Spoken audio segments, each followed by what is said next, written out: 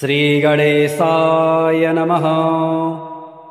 अथ श्री लक्ष्मीनारायणाष्टोत्तरशतनामस्तोत्रम्। श्रीर्विष्णुः कमलासारङ्गी लक्ष्मीर्वैकुण्ठनायकः पद्मालया चतुर्बाहु श्रीराब्धे तनयाच्युतः इन्दिरा पुण्डरीकाक्ष रमा गरुडवाहनः भार्गवी शेषपर्यङ्को विशालाक्षी जनार्दनः स्वर्णाङ्गी वरदो देवी हरिरिन्दुमुखी प्रभुः सुन्दरी नरकध्वंसी लोकमाता मुरान्तकः भक्तप्रिया दानवारिः अम्बिका मधुसूदनः वैष्णवी देवकी पुत्रो रुक्मिणी केशिमर्दनः वरलक्ष्मी जगन्नाथः कीरवाणी हलायुधः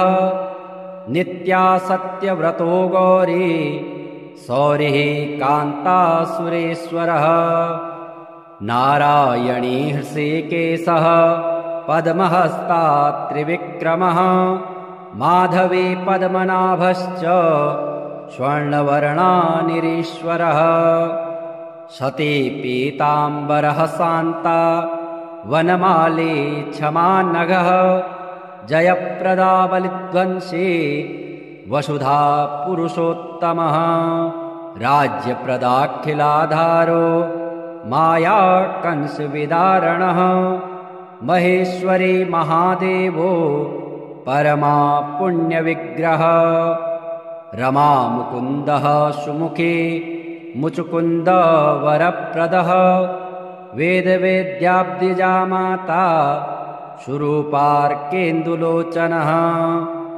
पुण्याङ्गना पुण्यपादो पावनी पुण्यकीर्तनः विश्वप्रिया विश्वनाथो वाग्रूपी वासवानुजः सरस्वती स्वर्णगर्भो गायत्री गोपिकाप्रियः यज्ञरूपा यज्ञभोक्ता भक्ताभीष्टप्रदा गुरुः स्तोत्रक्रिया स्तोत्रकारः सुकुमारी सुवर्णकः मानिनी मन्दरधरो सावित्री जन्मवर्जितः मन्त्रगोप्त्री महेश्वासो योगिनी योगवल्लभः जयप्रदा जयकरः रक्षित्री सर्वरक्षकः अष्टोत्तरशतं नाम्नां लक्ष्म्या नारायणस्य च यः पठेत् प्रातरुत्थाय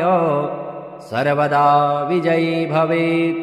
राजा उवाच श्रियः कान्त नमस्तेस्तु श्रीपते पीतवाससे श्रीद श्रीश श्रीनिवास नमस्ते श्रीनिकेतन आद्यं पुरुषमीशानं सर्वेशं सर्वतोमुखं निष्कलं परमं देवं प्रणतोऽस्मि सनातनं शब्दातीतं गुणातीतं भावाभावविवर्जितं निर्लेपं निर्गुणं सूक्ष्मं सर्वज्ञं सर्वभावनं प्रावीणमेघप्रतीकाशं गोब्राह्मणहिते रतं सर्वेषामेव गोप्तारं व्यापिनं सर्वभाविनं शङ्खचक्रधरं देवं गदामूषलधारिणं नमस्येऽहं हृषीकेशं सर्वपापहरं हरिं नागपर्यङ्कशयनं शिरोदार्णवशायिनं नमस्येऽहं हृषीकेशं सर्वपापहरं हरिं पुनस्त्वां देवदेवेशं नमस्ये वरदं विभुं सर्वलोकेश्वरं विष्णुं मोक्षकारणमव्ययम् आदिदेवं जगत्कारणं श्रीधरं लोकनाथं विभुं व्यापकं शङ्करं सर्वभक्तिष्टदं मुक्तिदं माधवं सत्यनारायणं विष्णुमीशं भजे सर्वदा लोककल्याणपारायणं देवगोविप्ररक्षार्थसद्विग्रहं दीनहीनात्मभक्ताश्रयं सुन्दरं सत्यनारायणं विष्णुमीशं भजे दक्षिणे यस्य गङ्गा शुभा शोभते राजते सारमायस्य वामे सदा यः प्रसन्नाननो भाति भव्यश्च तं सत्यनारायणं विष्णुमीशं भजे सङ्कटे सङ्गरे यं जनः सर्वदा स्वात्मभिनाशनाय स्मरेत् पीडितः पूर्णकृत्यो भवेत् यत्प्रसादाच्यतं सत्यनारायणं विष्णुमीशं भजे वाञ्छितं दुर्लभं यो ददाति प्रभो साधवे स्वात्मभक्ताय भक्तिप्रियः सर्वभूताश्रयं तं हि विश्वम्भरं सत्यनारायणं विष्णुमीशं भजे ब्राह्मणः साधु वैश्यश्चतुङ्गध्वजो ये भवन् विश्रुता यस्य भक्त्यामरा लीलया यस्य विश्वं ततं तं विभुं सत्यनारायणं विष्णुमीशं भजे येन चाब्रह्मबालतृणं धार्यते सृज्यते पाल्यते सर्वमेतज्जगत् भक्तभावप्रियं श्रीदयासागरं सत्यनारायणं विष्णुमीशं भजे सर्वकामप्रदं सर्वदा सत्प्रियं वन्दितं देवविन्दत् मुनीन्द्रार्चितं पुत्रपौत्रादिसर्वेष्टदं शाश्वतं सत्यनारायणं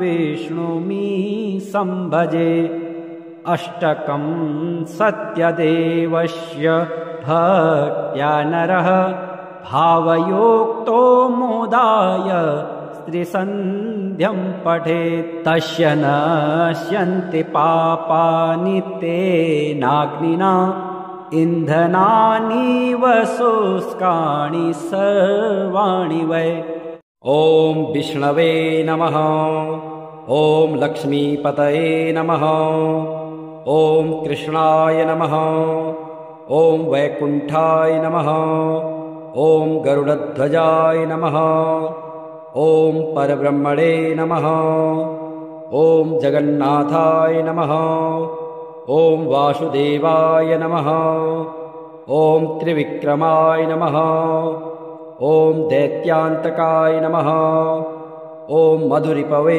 नमः ॐ तार्क्ष्यवाहनाय नमः ॐ सनातनाय नमः ॐ नारायणाय नमः ॐ पद्मनाभाय नमः ॐ हृषीकेशाय नमः ॐ सुधाप्रदाय नमः ॐ माधवाय नमः ॐ पुण्डरीकाक्षाय नमः ॐ स्थितिकर्ते नमः ॐ परात्पराय नमः ॐ वनमालिने नमः ॐ यज्ञरूपाय नमः ॐ चक्रपाणये नमः ॐ गदाधराय नमः ॐ उपेन्द्राय नमः। ॐ केशवाय नमः। ॐ हंसाय नमः। ॐ समुद्रमन्थनाय नमः। ॐ हरये नमः। ॐ गोविन्दाय नमः। ॐ ब्रह्मजनकाय नमः। ॐ कैटभासुरमर्दनाय नमः। ॐ श्रीधराय नमः। ॐ कामजनकाय नमः। ॐ शेषशायिने नमः। ॐ चतुर्भुजाय नमः। ॐ पाञ्चजन्यधराय नमः। ॐ श्रीमते नमः। ॐ सारङ्गपाणये नमः। ॐ जनार्दनाय नमः। ॐ पीताम्बरधराय नमः। ॐ देवाय नमः। ॐ सूर्यचन्द्रविलोचनाय नमः। ॐ मत्स्यरूपाय नमः। ॐ कूर्मतनवे नमः। ॐ क्रोडरूपाय नमः। ॐ निकेसरिणे नमः। ॐ वामनाय नमः। ॐ भार्गवाय नमः। ॐ रामाय नमः। ॐ बलिने नमः। ॐ कल्किने नमः। ॐ हयाननाय नमः। ॐ विश्वम्भराय नमः। ॐ शिशुमाराय नमः। ॐ श्रीकराय नमः। ॐ कपिलाय नमः। ॐ ध्रुवाय नमः। ॐ दत्तात्रेयाय नमः। ॐ अच्युताय नमः। ॐ अनन्ताय नमः। ॐ मुकुन्दाय नमः। ॐ दधिवामनाय नमः। ॐ धन्वन्तरये नमः। ॐ श्रीनिवासाय नमः। ॐ प्रद्युम्नाय नमः। ॐ पुरुषोत्तमाय नमः। ॐ श्रीवत्सकौस्तुभधराय नमः। ॐ मुरारातये नमः। ॐ अधोक्षजाय नमः। ॐ ऋषभाय नमः। ॐ मोहिनीरूपधारिणे नमः। ॐ सङ्कर्षणाय नमः। ॐ पृथवे नमः। ॐ क्षीराब्धिसायिने नमः। ॐ भूतात्मने नमः। ॐ अनिरुद्धाय नमः। ॐ भक्तवत्सलाय नमः। ॐ नराय नमः। ॐ गजेन्द्रवरदाय नमः। ॐ त्रिधाम्ने नमः। ॐ भूतभावनाय नमः। ॐ श्वेतद्वीपसुवास्तव्याय नमः। ॐ सनकादिमुनिध्येयाय नमः। ॐ भगवते नमः। ॐ शङ्करप्रियाय नमः। ॐ नीलकान्ताय नमः। ॐ धराकान्ताय नमः। ॐ वेदात्मने नमः। ॐ बादरायणाय नमः। ॐ भागीरथी जन्मभूमिपादपद्माय नमः। ॐ सतां प्रभवे नमः। ॐ स्वयंभुवे नमः। ॐ विभवे नमः। ॐ घनश्यामाय नमः। ॐ जगत्कारणाय नमः। ॐ अव्ययाय नमः। ॐ बुद्धावताराय नमः। ॐ शान्तात्मने नमः। ॐ लीलामानुषविग्रहाय नमः। ॐ दामोदराय नमः। ॐ विराण्डूपाय नमः। ॐ भूतभव्यभवत्प्रभवे नमः। ॐ आदिदेवाय नमः। ॐ देवदेवाय नमः। ॐ प्रह्लादपरिपालकाय नमः। ॐ श्रीमहाविष्णवे नमः। श्रीर्विष्णुः कमलासारङ्गे लक्ष्मीर्वैकुण्ठनायकः पद्मालया चतुर्बाहु श्रीराब्धे तनयाच्युतः इन्दिरा पुण्डरीकाक्ष रमा गरुडवाहनः भार्गवी शेषपर्यङ्को विशालाक्षी जनार्दनः स्वर्णाङ्गी वरदो देवी हरेरिन्दुमुखी प्रभुः सुन्दरी नरकध्वंसी लोकमाता मुरान्तकः भक्तप्रिया दानवारिः अम्बिका मधुसूदनः वैष्णवी देवकी पुत्रो रुक्मिणी केशिमर्दनः वरलक्ष्मी जगन्नाथः कीरवाणी हलायुधः नित्या सत्यव्रतो गौरी सौरिः कान्तासुरेश्वरः नारायणी हृषीकेशः पद्महस्तात् त्रिविक्रमः माधवी पद्मनाभश्च स्वर्णवर्णानिरीश्वरः सती पीताम्बरः शान्ता वनमाली क्षमानघः जयप्रदा बलिध्वंसी वसुधा पुरुषोत्तमः राज्यप्रदाखिलाधारो माया कंसविदारणः महेश्वरी महादेवो परमा पुण्यविग्रह रमा मुकुन्दः सुमुखी मुचुकुन्द वरप्रदः वेदवेद्याब्दिजा माता सुरूपार्केन्दुलोचनः पुण्याङ्गना पुण्यपादो पावनी पुण्यकीर्तनः विश्वप्रिया विश्वनाथो वाग्रूपी वासवानुजः सरस्वती स्वर्णगर्भो गायत्री गोपिकाप्रियः यज्ञरूपा यज्ञभोक्ता भक्ताभीष्टप्रदा गुरुः स्तोत्रक्रिया स्तोत्रकारः सुकुमारी सुवर्णकः मानिनी मन्दरधरो सावित्री जन्मवर्जितः मन्त्रगोप्त्री महेश्वासो योगिनी योगवल्लभः जयप्रदा जयकरः रक्षित्री सर्वरक्षकः अष्टोत्तरशतं नाम्नां लक्ष्म्या नारायणस्य च यः पठेत् प्रातरुत्थाय सर्वदा विजयी भवेत्। राजा उवाच श्रियः कान्त नमस्तेस्तु श्रीपते पीतवाससे श्रीद श्रीश श्रीनिवास नमस्ते श्रीनिकेतन आद्यं पुरुषमीशानं सर्वेशं सर्वतोमुखं निष्कलं परमं देवं प्रणतोऽस्मि सनातनं शब्दातीतं गुणातीतं भावाभावविवर्जितं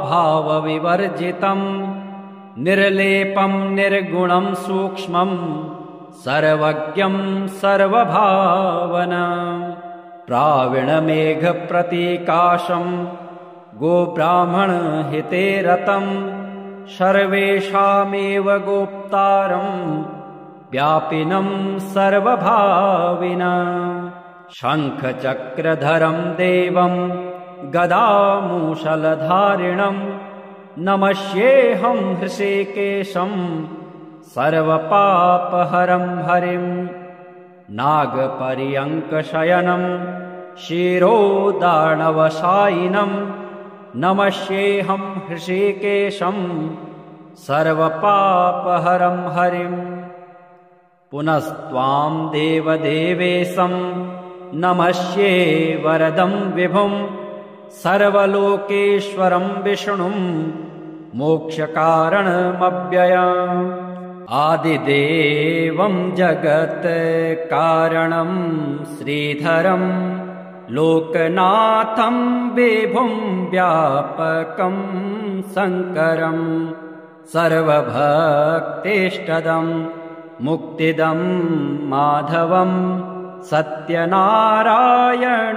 विष्णुमी संभजे सर्वदा लोककल्याणपारायणं देवगोविप्ररक्षार्थसद्विग्रहं दीनहीनात्मभक्ताश्रयं सुन्दरं सत्यनारायणं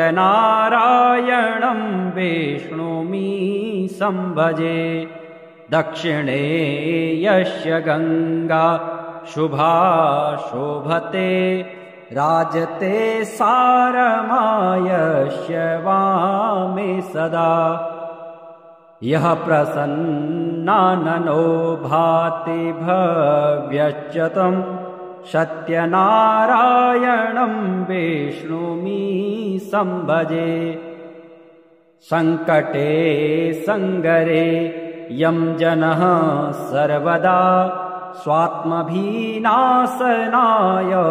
स्मरेत् पीडितः पूर्णकृत्यो भवेत् यत्प्रसादाच्यतं सत्यनारायणं विष्णुमी संभजे वाञ्छितं दुर्लभं यो ददाति प्रभो साधवे स्वात्मभक्ताय भक्तिप्रियः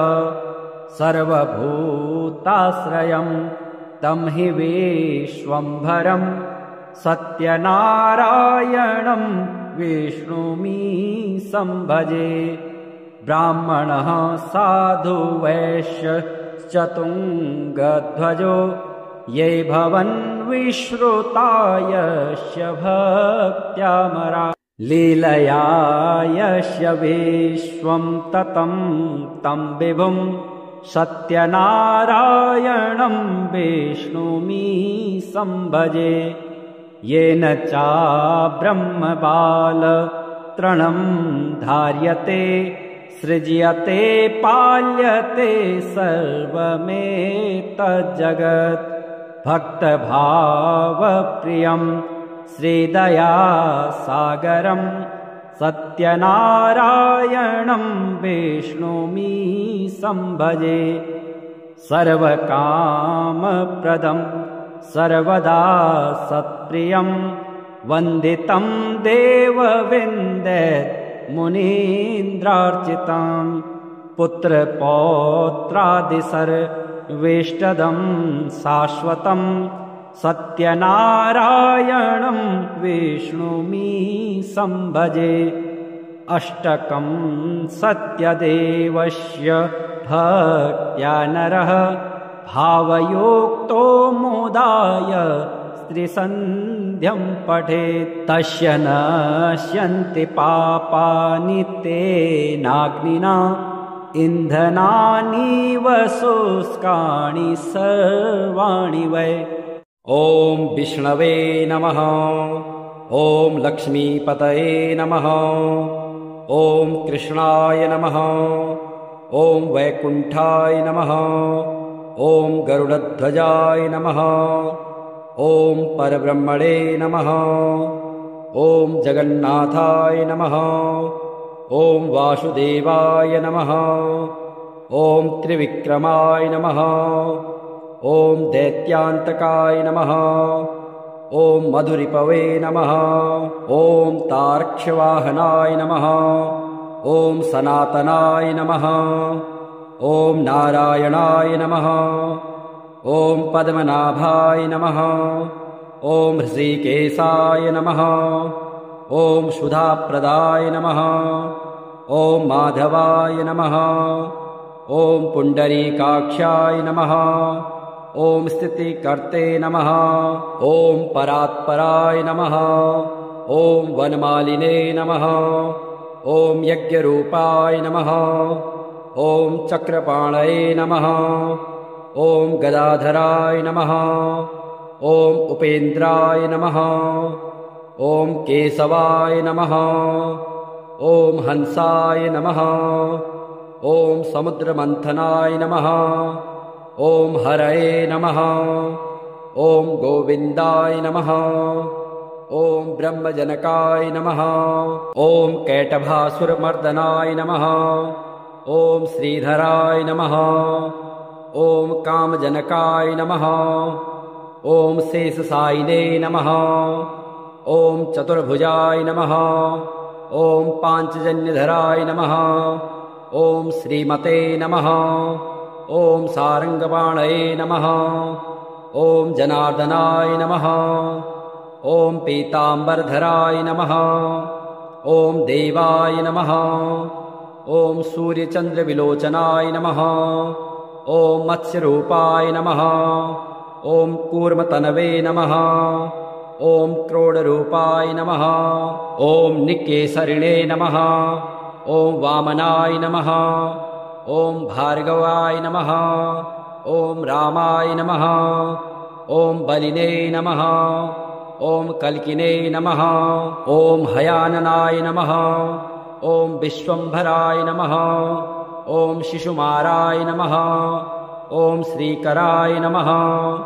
ॐ कपिलाय नमः। ॐ ध्रुवाय नमः। ॐ दत्तत्रेयाय नमः। ॐ अच्युताय नमः। ॐ अनन्ताय नमः। ॐ मुकुन्दाय नमः। ॐ दधिवामनाय नमः। ॐ धन्वन्तरये नमः। ॐ श्रीनिवासाय नमः। ॐ प्रद्युम्नाय नमः। ॐ पुरुषोत्तमाय नमः। ॐ श्रीवत्सकौस्तुभधराय नमः। ॐ मुरारातये नमः। ॐ अधोक्षजाय नमः। ॐ ऋषभाय नमः। ॐ मोहनीरूपधारिणे नमः। ॐ सङ्कर्षणाय नमः। ॐ पृथवे नमः। ॐ श्रीराब्दिसायिने नमः। ॐ भूतात्मने नमः। ॐ अनिरुद्धाय नमः। ॐ भक्तवत्सलाय नमः। ॐ नराय नमः। ॐ गजेन्द्रवरदाय नमः। ॐ त्रिधाम्ने नमः। ॐ भूतभावनाय नमः। ॐ श्वेतद्वीपसुवास्तव्याय नमः। ॐ सनकादिमुनिध्येयाय नमः। ॐ भगवते नमः। ॐ शङ्करप्रियाय नमः। ॐ नीलकान्ताय नमः। ॐ धराकान्ताय नमः। ॐ वेदात्मने नमः। ॐ बादरायणाय नमः। ॐ भागीरथी जन्मभूमिपादपद्माय नमः। ॐ सतां प्रभवे नमः। ॐ स्वयंभुवे नमः। ॐ विभवे नमः। ॐ घनश्यामाय नमः। ॐ जगत्कारणाय नमः। ॐ अव्ययाय नमः। ॐ बुद्धावताराय नमः। ॐ शान्तात्मने नमः। ॐ लीलामानुषविग्रहाय नमः। ॐ दामोदराय नमः। ॐ विराण्डूपाय नमः। ॐ भूतभव्यभवत्प्रभवे नमः। ॐ आदिदेवाय नमः। ॐ देवदेवाय नमः। ॐ प्रह्लादपरिपालकाय नमः। ॐ श्रीमहाविष्णवे नमः। श्रीर्विष्णुः कमलासारङ्गे लक्ष्मीर्वैकुण्ठनायकः पद्मालया चतुर्बाहु श्रीराब्धे तनयाच्युतः इन्दिरा पुण्डरीकाक्ष रमा गरुडवाहनः भार्गवी शेषपर्यङ्को विशालाक्षी जनार्दनः स्वर्णाङ्गी वरदो देवी हरिरिन्दुमुखी प्रभुः सुन्दरी नरकध्वंसी लोकमाता मुरान्तकः भक्तप्रिया दानवारिः अम्बिका मधुसूदनः वैष्णवी देवकी पुत्रो रुक्मिणी केशिमर्दनः वरलक्ष्मी जगन्नाथः कीरवाणी हलायुधः नित्या सत्यव्रतो गौरी सौरिः कान्तासुरेश्वरः नारायणी हृषीकेशः पद्महस्ता त्रिविक्रमः माधवी पद्मनाभश्च स्वर्णवर्णानिरीश्वरः सती पीताम्बरः शान्ता वनमाली क्षमानघः जयप्रदा बलिध्वंसी वसुधा पुरुषोत्तमः राज्यप्रदाखिलाधारो माया कंसविदारणः महेश्वरी महादेवो परमा पुण्यविग्रह रमा मुकुन्दः सुमुखी मुचुकुन्द वरप्रदः वेदवेद्याब्दिजा माता सुरूपार्केन्दुलोचनः पुण्याङ्गना पुण्यपादो पावनी पुण्यकीर्तनः विश्वप्रिया विश्वनाथो वाग्रूपी वासवानुजः सरस्वती स्वर्णगर्भो गायत्री गोपिकाप्रियः यज्ञरूपा यज्ञभोक्ता भक्ताभीष्टप्रदा गुरुः स्तोत्रक्रिया स्तोत्रकारः सुकुमारे सुवर्णकः मानिनी मन्दरधरो सावित्री जन्मवर्जितः मन्त्रगोप्त्री महेश्वासो योगिनी योगवल्लभः जयप्रदा जयकरः रक्षित्री सर्वरक्षकः अष्टोत्तरशतं नाम्नां लक्ष्म्या नारायणस्य च यः पठेत् प्रातरुत्थाय सर्वदा विजयी भवेत्। राजा उवाच श्रियः कान्त नमस्तेस्तु श्रीपते पीतवाससे श्रीद श्रीश श्रीनिवास नमस्ते श्रीनिकेतन। आद्यं पुरुषमीशानं सर्वेशं सर्वतोमुखं निष्कलं परमं देवं प्रणतोऽस्मि सनातनं। शब्दातीतं गुणातीतं भावाभावविवर्जितं निर्लेपं निर्गुणं सूक्ष्मं सर्वज्ञं सर्वभावनं। प्रावीणमेघप्रतीकाशं गोब्राह्मणहिते रतं सर्वेषामेव गोप्तारं व्यापिनं सर्वभाविनं। शङ्खचक्रधरं देवं गदामूषलधारिणं नमस्येऽहं हृषीकेशं सर्वपापहरं हरिं। नागपर्यङ्कशयनं शिरोदानवशायिनं नमस्येऽहं हृषीकेशं सर्वपापहरं हरिं। पुनस्त्वां देवदेवेशं नमस्ये वरदं विभुं सर्वलोकेश्वरं विष्णुं मोक्षकारणमव्ययम्। आदिदेवं जगत्कारणं श्रीधरं लोकनाथं विभुं व्यापकं शङ्करं सर्वभक्तेष्टदं मुक्तिदं माधवं सत्यनारायणं विष्णुमीशं भजे। सर्वदा लोककल्याणपारायणं देवगोविप्ररक्षार्थसद्विग्रहं दीनहीनात्मभक्ताश्रयं सुन्दरं सत्यनारायणं विष्णुमीशं भजे।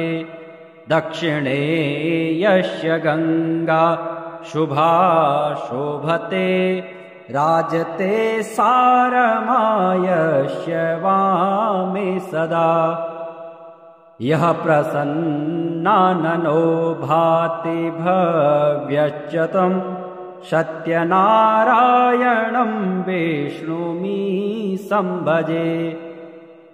सङ्कटे सङ्गरे यं जनः सर्वदा स्वात्मभिनाशनाय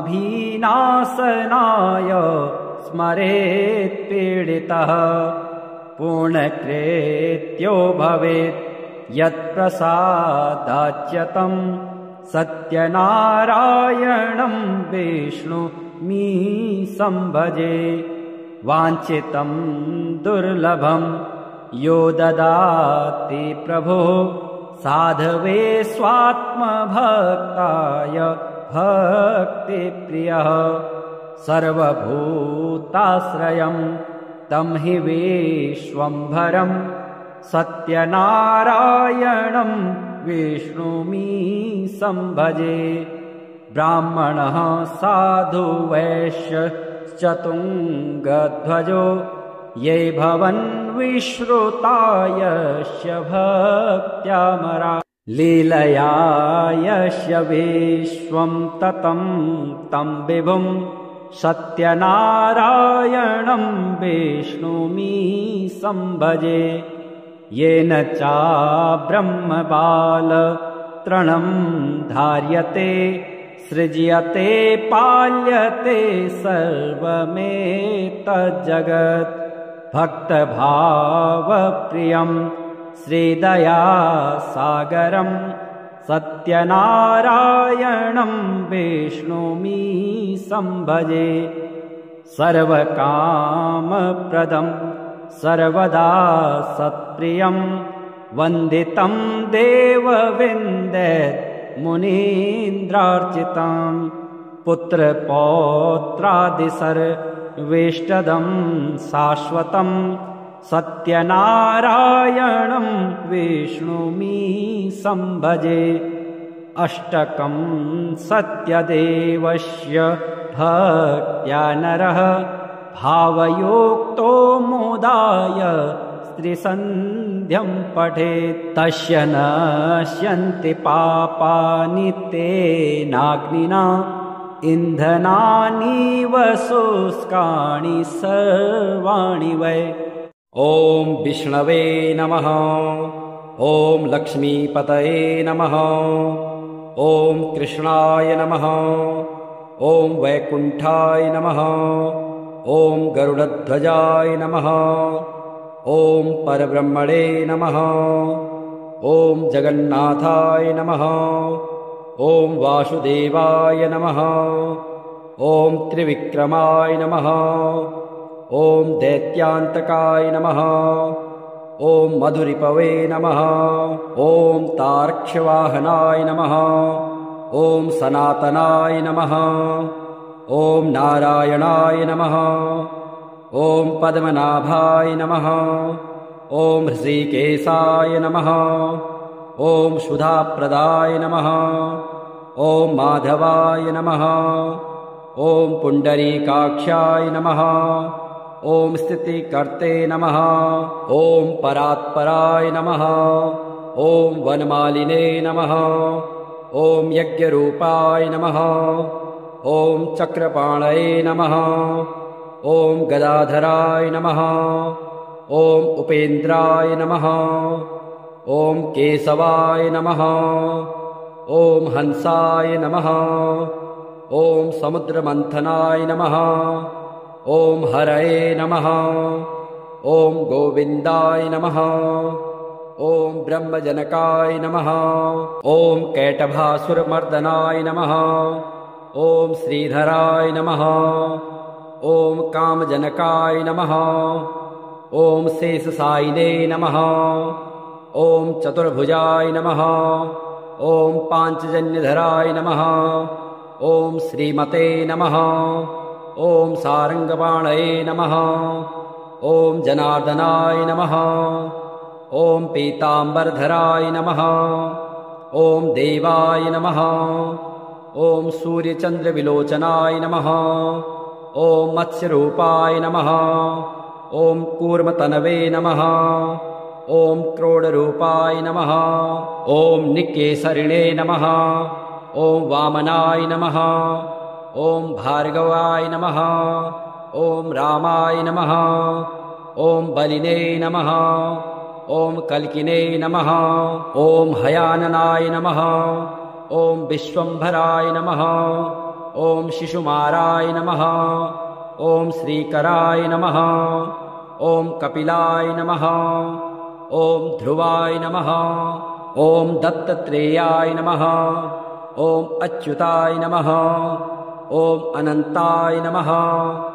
ॐ मुकुन्दाय नमः। ॐ दधिवामनाय नमः। ॐ धन्वन्तरये नमः। ॐ श्रीनिवासाय नमः। ॐ प्रद्युम्नाय नमः। ॐ पुरुषोत्तमाय नमः। ॐ श्रीवत्सकौस्तुभधराय नमः। ॐ मुरारातये नमः। ॐ अधोक्षजाय नमः। ॐ ऋषभाय नमः। ॐ मोहनीरूपधारिणे नमः। ॐ सङ्कर्षणाय नमः। ॐ पृथवे नमः। ॐ श्रीराब्दिसायिने नमः। ॐ भूतात्मने नमः। ॐ अनिरुद्धाय नमः। ॐ भक्तवत्सलाय नमः। ॐ नराय नमः। ॐ गजेन्द्रवरदाय नमः। ॐ त्रिधाम्ने नमः। ॐ भूतभावनाय नमः। ॐ श्वेतद्वीपसुवास्तव्याय नमः। ॐ सनकादिमुनिध्येयाय नमः। ॐ भगवते नमः। ॐ शङ्करप्रियाय नमः। ॐ नीलकान्ताय नमः। ॐ धराकान्ताय नमः। ॐ वेदात्मने नमः। ॐ बादरायणाय नमः। ॐ भागीरथी जन्मभूमिपादपद्माय नमः। ॐ सतां प्रभवे नमः। ॐ स्वयंभुवे नमः। ॐ विभवे नमः। ॐ घनश्यामाय नमः। ॐ जगत्कारणाय नमः। ॐ अव्ययाय नमः। ॐ बुद्धावताराय नमः। ॐ शान्तात्मने नमः। ॐ लीलामानुषविग्रहाय नमः। ॐ दामोदराय नमः। ॐ विराण्डूपाय नमः। ॐ भूतभव्यभवत्प्रभवे नमः। ॐ आदिदेवाय नमः। ॐ देवदेवाय नमः। ॐ प्रह्लादपरिपालकाय नमः। ॐ श्रीमहाविष्णवे नमः।